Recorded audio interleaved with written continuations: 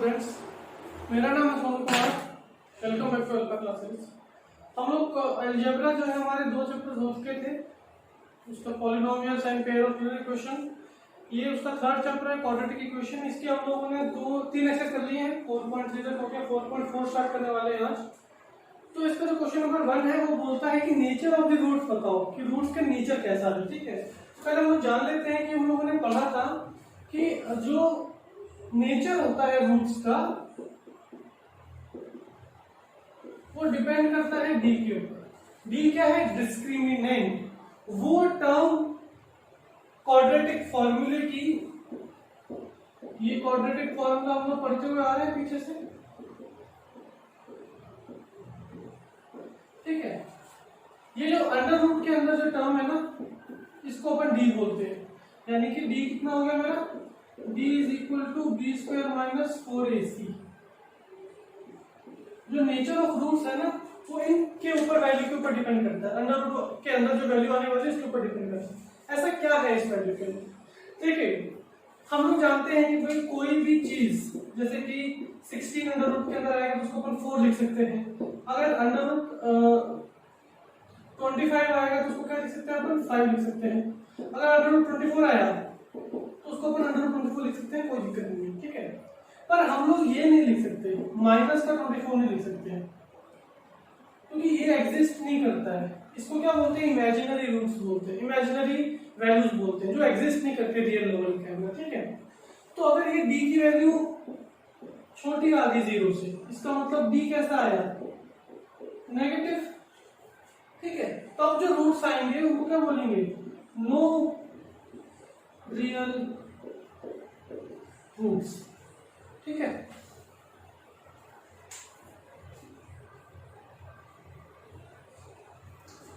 ये था case number 1 कि अगर ऐसा होता है तो, अगर ऐसा होता है कि डी की वैल्यू ग्रेटर देन 0 है, ग्रेटर देन 0 यानी कि कैसी है कि पॉजिटिव आएगी, डी कैसा आएगा?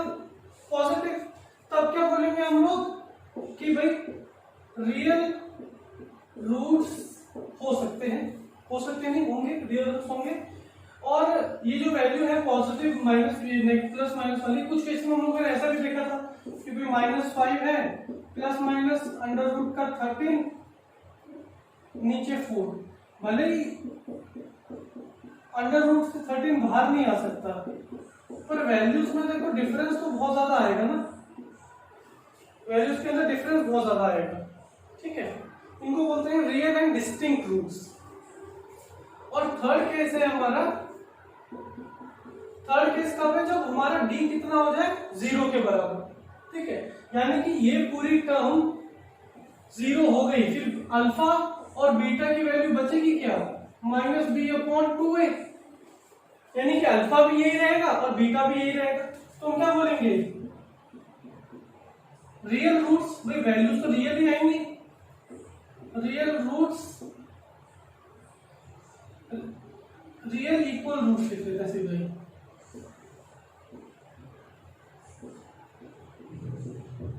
रियल इक्वल रूट्स, ठीक है। क्योंकि भाई b और a की जो वैल्यू है वो कभी इमेजिनरी तो होगी नहीं। क्वाड्रेटिक इक्वेशन के अंदर जो वैल्यू हम लोग को दी जाएगी वो हमेशा एक रियल वैल्यू होगी, चाहे वो अंडर रूट के अंदर हो चाहे वो रेशियो में हो, होगी तो रियल ना। तो यहाँ पे बचा क्या? अब जो हमारा अल्फा और रूट्स जो है b और a के ऊपर डिपेंड करता है, वो कैसे होंगे? हमेशा रियल होंगे, तो रियल और इक्वल रूट्स आएंगे हमारे, ठीक है। ये हमारे 3 केस हैं। अब हम लोग को क्वेश्चन नंबर 1 के अंदर दिया गया है कि मैं आपको क्वाड्रेटिक इक्वेशन दे रहा हूं, उसका नेचर बताओ रूट्स का, ठीक है। सिर्फ नेचर बताना है, तो हम लोग को क्या करना है? सिर्फ डी के लिए फाइंड आउट करना है, ठीक है। क्वेश्चन नंबर 1 के दिए हम लोग को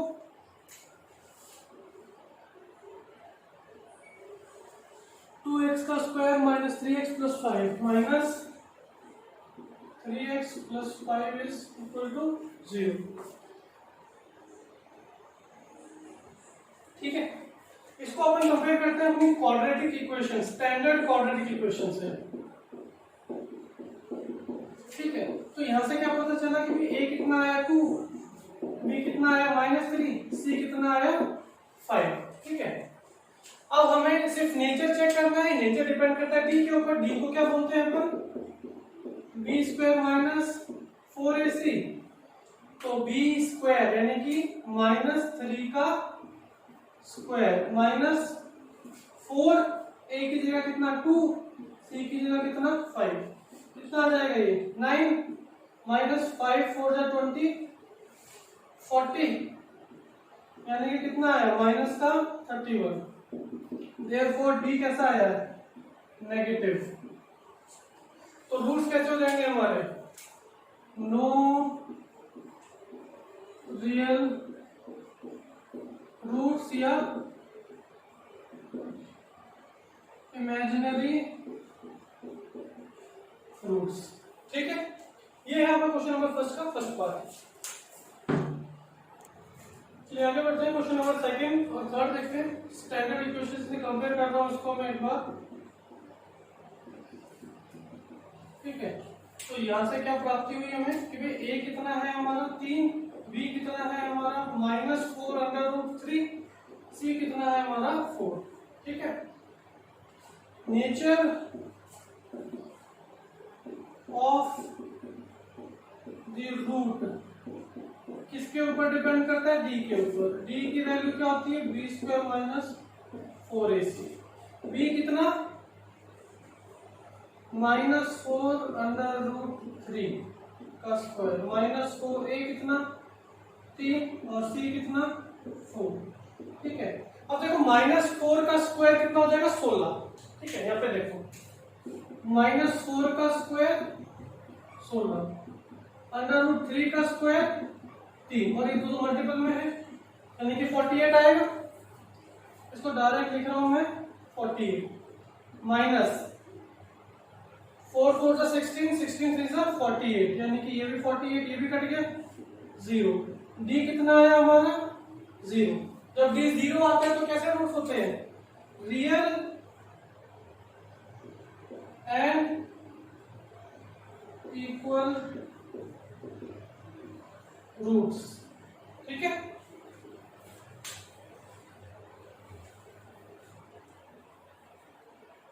थर्ड पार्ट देखते हैं इसका। करो आप लोग, करो स्टैंडर्ड इक्वेशन से इसको पहले कंपेयर करो। स्टैंडर्ड इक्वेशन क्या होती है हमारी, ठीक है। जब आप लोग बोलोगे कि सर यहाँ पे तो माइनस है, आप बी लेते हो प्लस का, तो मैं क्या समझता हूँ पता, इक्वेशन कुछ ऐसे मान लेता हूं मैं कि प्लस माइनस का 6x प्लस 3 = 0 और इसको ब्रैकेट में। ठीक है, जो भी मेरा साइन होता है ना मैं उसको कोएफिशिएंट के साथ ही दे देता हूँ, फिर ये पूरी की पूरी टर्म क्या बन गई अपनी b बन गई। ठीक है, तो a कितना आ गया 2, b कितना आ गया -6, c कितना आ गया 3। ठीक है, अब लाओ nature of the roots d के ऊपर डिपेंड करता है, b² - 4ac बोलते हैं। ठीक है, b का स्क्वायर यानी कि 6 -6 का स्क्वायर कितना हो जाएगा -6 का स्क्वायर -4, a कितना है 2, c कितना है 3। जल्दी से फटाफट करो, -6 का स्क्वायर कितना हो जाएगा 36 -4 2 जा 8, 8 3 जा कितना होता है 24, कितना आएगा 12। ठीक है, तो देखने को क्या मिला कि भाई 12 जो है वो ग्रेटर देन 0 है, therefore d is positive. d positive है तो यानी कि कौन सा नेचर होता है, रियल एंड डिस्टिंक्ट रूट्स।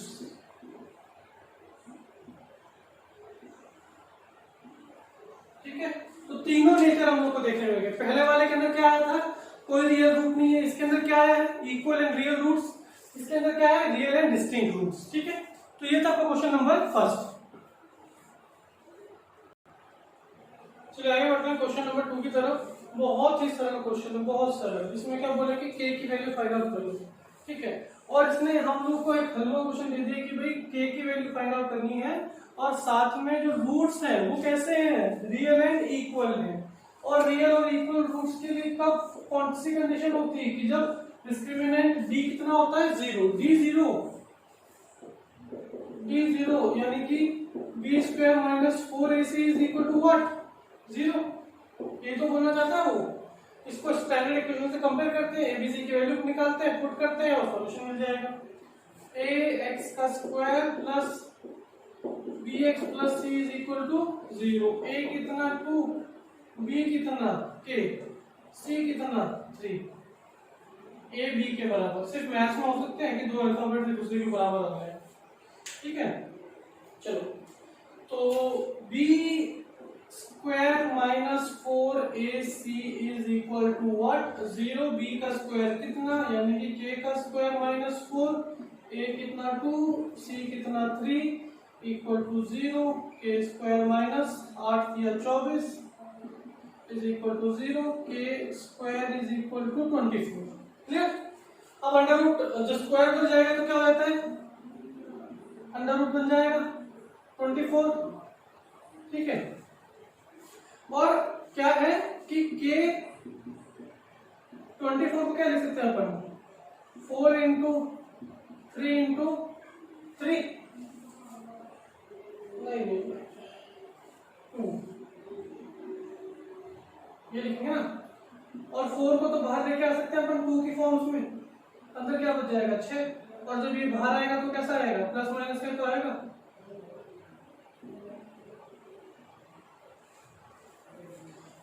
भाई 4 3 12, 12 2 24, यानी कि 24 को मैं इस तरीके से लिख सकता हूँ। और ये जो 4 है ये तो बाहर आ सकता है 2 बन के, तो 2 जब बाहर आएगा तो कौन सा साइन लेके आएगा, प्लस का या माइनस का, दोनों के साइन लेके आ सकता है, प्लस और माइनस के। तो क्या की दो वैल्यूज आएंगी, plus under root plus 2 under root 6 and minus 2 under root 6। ठीक है, नेक्स्ट क्वेश्चन देखते हैं। यहाँ पे क्या है, इसको हम लोग को पहले सॉल्व करना पड़ेगा क्योंकि इस टर्म को यहाँ पे और यहाँ पे मल्टीप्लाई कराते हैं।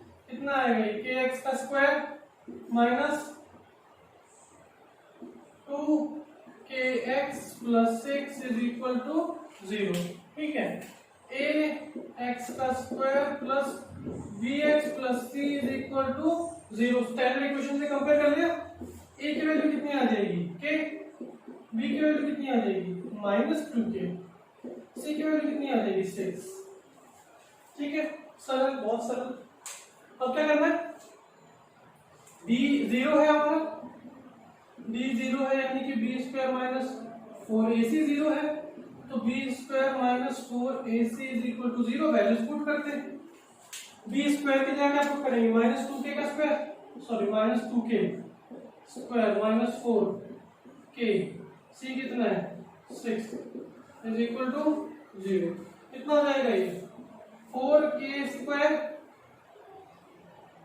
है ना, minus 24k is equal to क्या 0। ठीक है,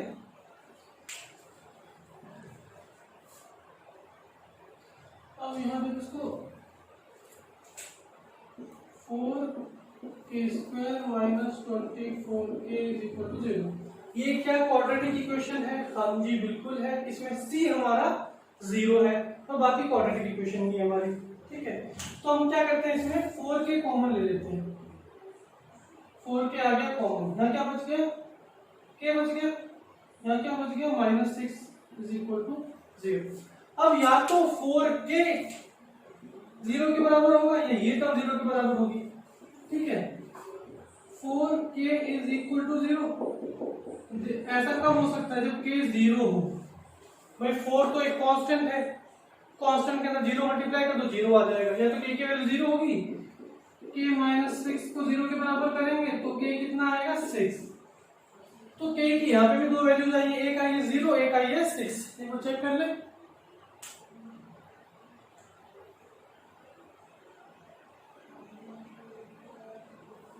ठीक है। पर यहाँ पे प्रॉब्लम ये है कि हम लोग ये वाली वैल्यू को ले नहीं सकते। ऐसा क्यों, क्योंकि यहाँ पे देखो kx का स्क्वायर अगर आप 0 पुट कर दोगे तो ये टर्म क्या हो जाएगी, पूरी x स्क्वायर वाली टर्म ही 0 हो जाएगी। फिर तो ये क्वाड्रेटिक इक्वेशन रहेगी ना, फिर ये क्या बन गई, लीनियर इक्वेशन बन गई, यानी कि हमारा क्वेश्चन गलत हो जाएगा। तो यानी कि सिर्फ एक ही वैल्यू है जो सेटिस्फाई हो सकती है, उसको वो है 6। k की जगह 0 क्यों नहीं ले सकते, क्योंकि क्वाड्रेटिक इक्वेशन को वो कैसा कर देगा, लीनियर इक्वेशन, क्योंकि 0 into x square is 0, 6 बैठा सकते हैं। और यहाँ पे दो वैल्यूज आई है इसकी, तो ये क्वेश्चन नंबर सेकंड। चलिए आगे बढ़ते हैं। क्वेश्चन नंबर 3 इसने बोला है कि पता करो कि ऐसा प्लॉट पॉसिबल है कि नहीं है। प्लॉट मतलब ऐसा पीस ऑफ लैंड पॉसिबल है कि नहीं है जिसकी लेंथ ब्रेड्थ से दुगनी हो और उनका एरिया कितना आना चाहिए 800। ठीक है, तो लेंथ का रिलेशन दिया गया है ब्रेड्थ के साथ, तो अपन क्या करते हैं, लेट अपन ब्रेड्थ को ही मान लेते हैं। Breadth of the rectangular plot is x, therefore length कितनी हो जाएगी, लेंथ तो उसकी दुगनी है ना, 2x होगी। एरिया ऑफ रेक्टेंगल कितना होता है, length into breadth, and area of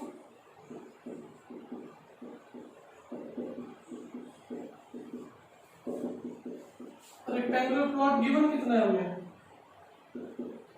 800 metre square. ठीक है, तो इसका मतलब length into breadth is equal to 800 metre square. Length कितनी है 2x, ब्रेड्थ कितनी x is equal to what, 800 metre square, यानी कि 2x का स्क्वायर किसके बराबर आया, 800 के बराबर। ये कट गया 400 के बराबर। x स्क्वायर किसके बराबर, 400 के बराबर। जब स्क्वायर उधर जाएगा तो क्या बन जाएंगे, अंडर रूट, और 400 जब बाहर निकलेगा अंडर रूट से वो कितना बनेगा, प्लस माइनस 20। अब लेंथ नेगेटिव तो हो नहीं सकती, तो लेंथ क्या हो जाएगी, positive. Breadth of the rectangular plot is 20 metre और लेंथ उसकी डबल थी,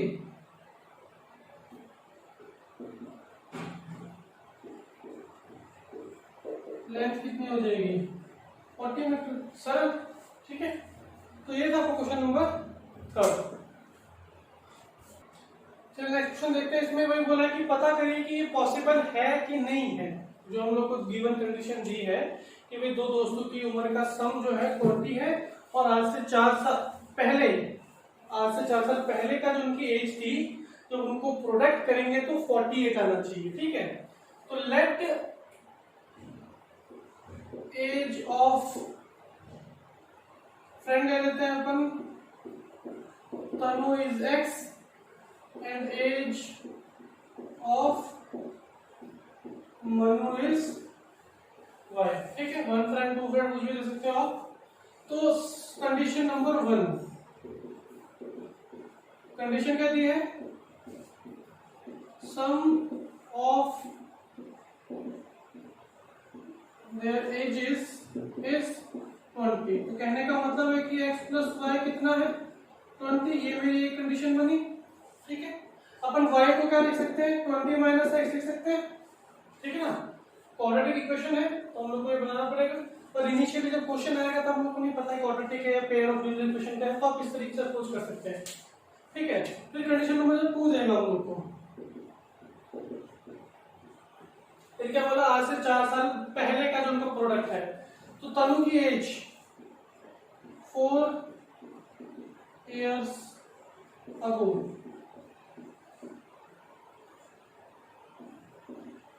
तनुज एज कितनी हो जाएगी, यानी कि आज से 4 साल कम करना पड़ेगा उसकी उम्र में। ठीक है, और मनु की एज कितनी हो जाएगी, यानी कि y माइनस 4। ठीक है, अब प्रोडक्ट आ चुका है दो इक्वेशंस के बीच में, यानी कि क्वाड्रेटिक इक्वेशन ही फॉर्म होगी। तो मैं y की कौन सी वैल्यू लिखूंगा, 20 माइनस एक्स माइनस 4, इसको अपन लिख सकते हैं 16 माइनस एक्स, यानी कि ये मनु की एज है। ठीक है, चलो अब इनका प्रोडक्ट करना है।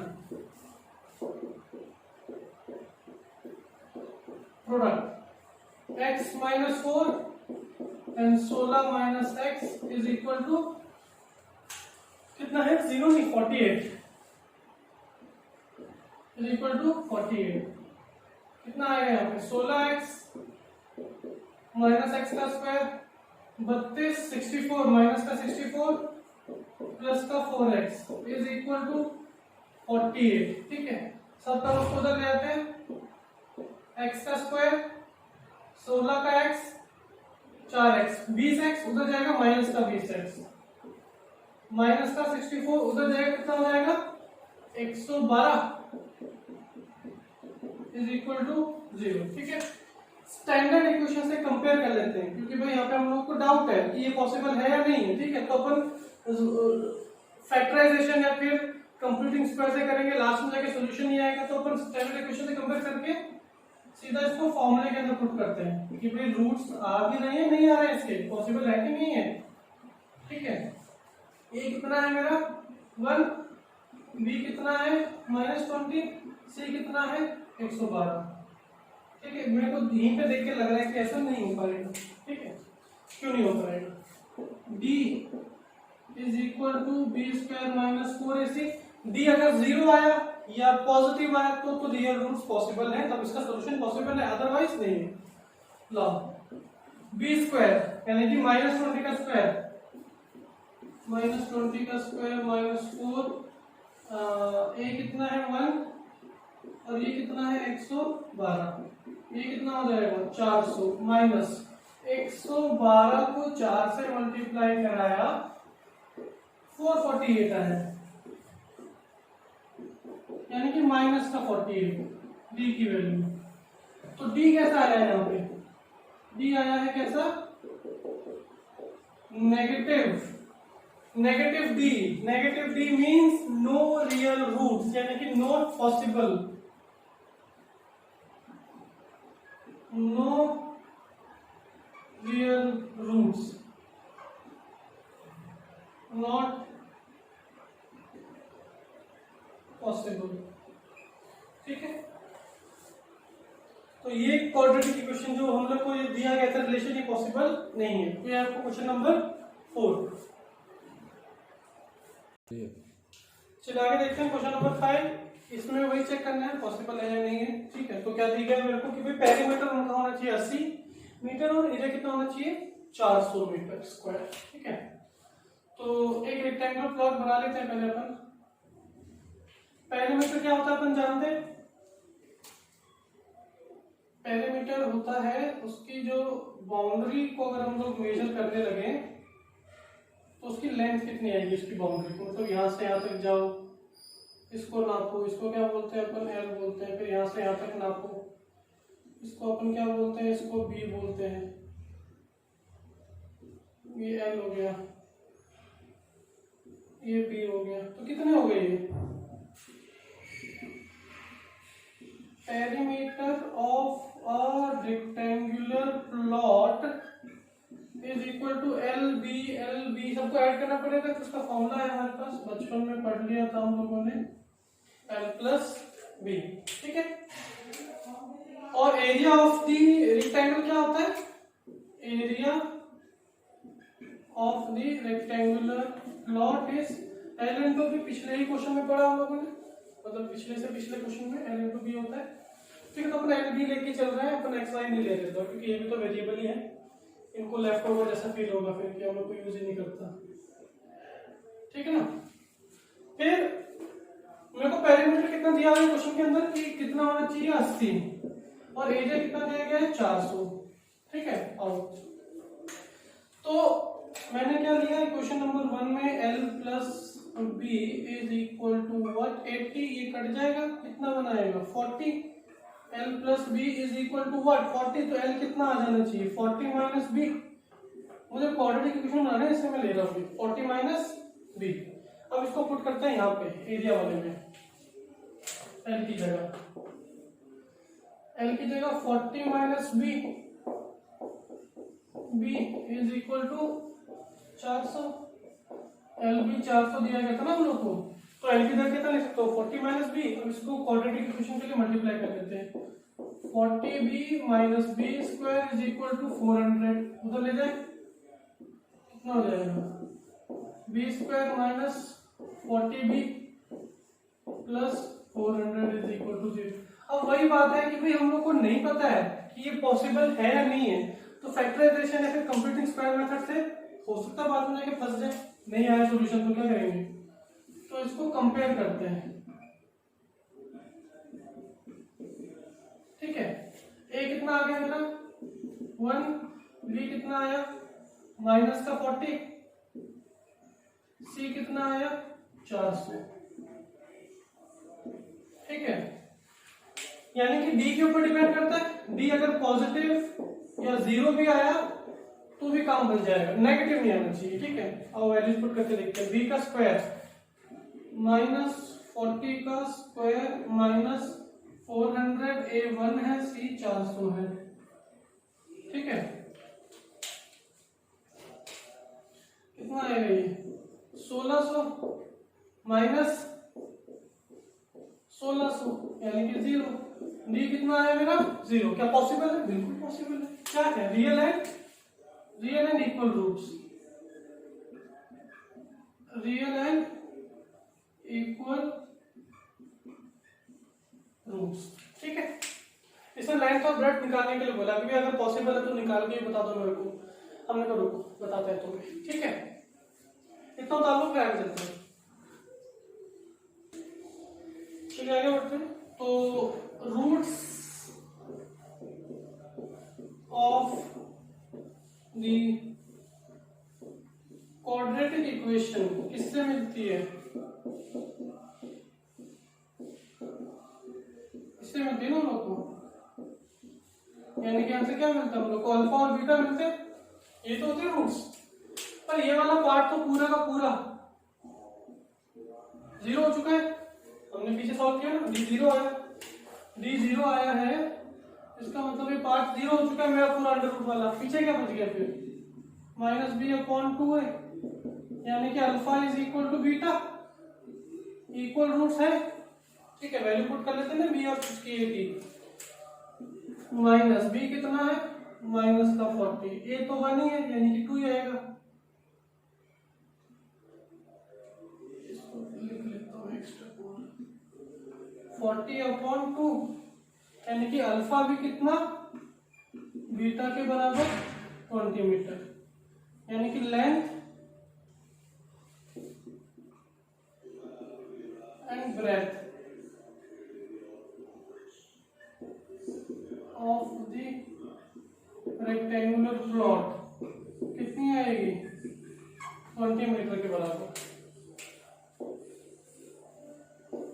ठीक है, ये है आपका क्वेश्चन नंबर 5। तो यहाँ पे हमारी जो तीनों एक्सरसाइज, तीनों चैप्टर थे अलजेब्रा के, वो कंप्लीट होते हैं। जो नेक्स्ट टॉपिक हम लोग करेंगे वो है सबसे इंपॉर्टेंट, जो हम लोगों ने पहले कभी पढ़ा नहीं है, 9th क्लास में भी नहीं उसको पढ़ा हम लोगों ने, ट्रिग्नोमेट्री। थोड़ा सा टिपिकल है, स्टार्टिंग अगर आप उसको बेसिक समझ लोगे तो उसके 2 चैप्टर्स में बहुत आसानी से हो जाएंगे। ठीक है, थैंक यू।